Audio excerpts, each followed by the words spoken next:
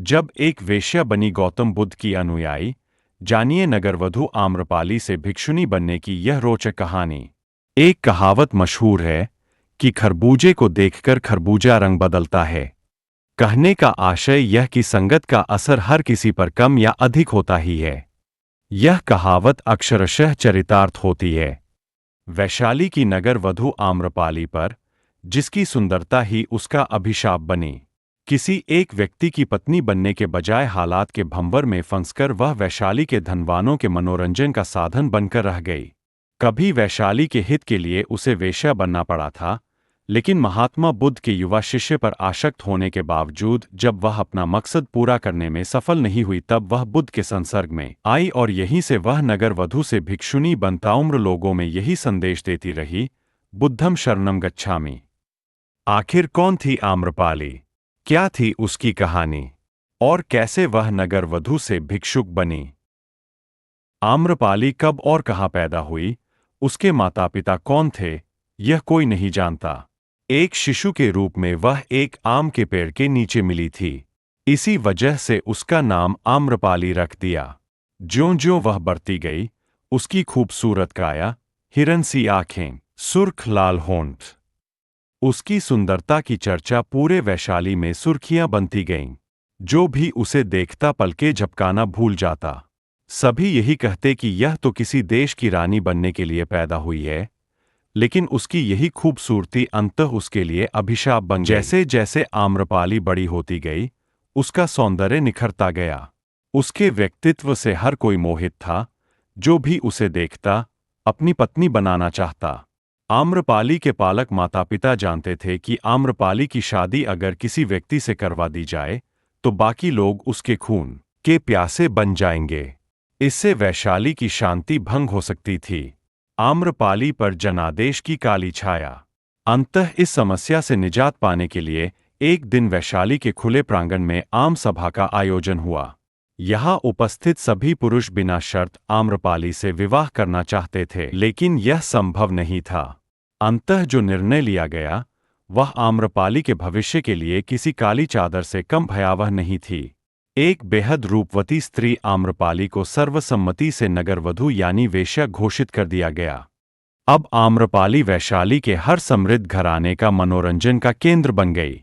सालों तक वह लोगों की भोग्या बनकर जीवन गुजारती, उनका मनोरंजन करती रही। अलबत्ता उसका भौतिक जीवन किसी महारानी से कम नहीं थी। उसका अपना महल था। अपार धन संपदा की मालकिन बन गई थी। नहीं था कुछ तो सुकून और शांति। नगरवधु बनी भिक्षुक। एक बार बुद्ध अपने सैकड़ों शिष्यों के साथ वैशाली पधारे। सभी शिष्य प्रतिदिन भिक्षार्जन के लिए वैशाली की गलियों में घूमते। वैशाली में ही आम्रपाली का वह वैशाली के राजा, राजकुमारों, धनी और शक्तिशाली लोगों का मनोरंजन करती थी। एक दिन उसके द्वार पर एक युवा भिक्षुक आया। आम्रपाली उस पर मोहित हो उठी। उसने अपने परकोटे से कहा, आप अंदर आइए और मेरा दान ग्रहण कीजिए। उस भिक्षुक के पीछे और भी कई भिक्षुक थे। उन्हें युवा भिक्षुक से ईर्ष्या हुई। भिक्षा देने के बाद आम्रपाली ने उस युवा भिक्षुक से कहा कि 3 दिन बाद वर्षा ऋतु शुरू होने वाली है। मैं चाहती हूं कि पूरे वर्षाकाल तक आप हमारे महल में रहें। युवा भिक्षु ने कहा कि इसके लिए मुझे अपने स्वामी बुद्ध जी से अनुमति लेनी होगी। उनकी अनुमति के बाद ही आपके पास रहने आ सकूंगा। युवा भिक्षुक की बात सुनकर अन्य भिक्षुक नाराज हो गए। वे महात्मा बुद्ध के पास पहुंचे और आम्रपाली और युवा भिक्षुक की कहानी को बढ़ा चढ़ाकर बताया। इस पर बुद्ध ने कहा, आप शांत रहो। वह वहां तभी रुकेगा जब मैं उसे इजाजत दूंगा। थोड़ी देर बाद ही युवा भिक्षुक बुद्ध के पास आया और उनके चरण स्पर्श कर बताया कि किस तरह यहाँ की नगरवधु चातुर्मास तक मुझे अपने महल में रखना चाहती है। आप अनुमति देंगे, तभी मैं वहां जाऊंगा। बुद्ध ने उसकी आंखों में देखते हुए कहा, तुम वहां रह सकते हो। इसके पश्चात युवा भिक्षुक वहां से चला गया। बुद्ध की बात सुनकर वहां उपस्थित सभी भिक्षुकों को बड़ा आघात पहुंचा। उन्होंने आक्रोशित होते हुए कहा, स्वामी जी, उसे आम्रपाली के भवन में जाने से रोकिए, वरना अनर्थ हो जाएगा। क्योंकि वह वेश्या है। एक भिक्षुक उसके साथ 4 माह तक कैसे रह सकता है?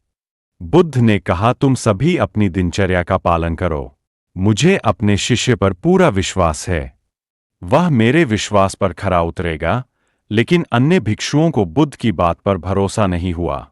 लेकिन वह ज्यादा कुछ बोलने की स्थिति में नहीं थे। 4 माह पश्चात युवा भिक्षु जब वापस लौटा तो पीछे पीछे आम्रपाली भी थी। आम्रपाली ने बुद्ध से भिक्षुनी संघ में प्रवेश देने की इजाजत मांगते हुए कहा, मैंने आपके भिक्षु को पाने के लिए हर संभव कोशिश की, मगर मैं हार गई। उसके आचरण से मैं यह सोचने के लिए विवश हुई कि अगर आम शिष्य का संयम इतना नियंत्रित है, तो इनके गुरुजी कैसे होंगे। इसलिए मैं आपके पास आपके संसर्ग में रहने की इजाजत लेने आई हूं। आपके चरणों में ही मेरे लिए मुक्ति का मार्ग है। मैं अपनी समस्त संपत्ति भिक्षु संघ को दान में देती हूं। इसके पश्चात से ही आम्रपाली के महल और उपवनों को चातुर्मास में सभी भिक्षुओं के रहने के लिए उपयोग में लिया जाने लगा। आगे चलकर वह बुद्ध के संघ में सबसे प्रतिष्ठित भिक्षुनियों में से एक बनी।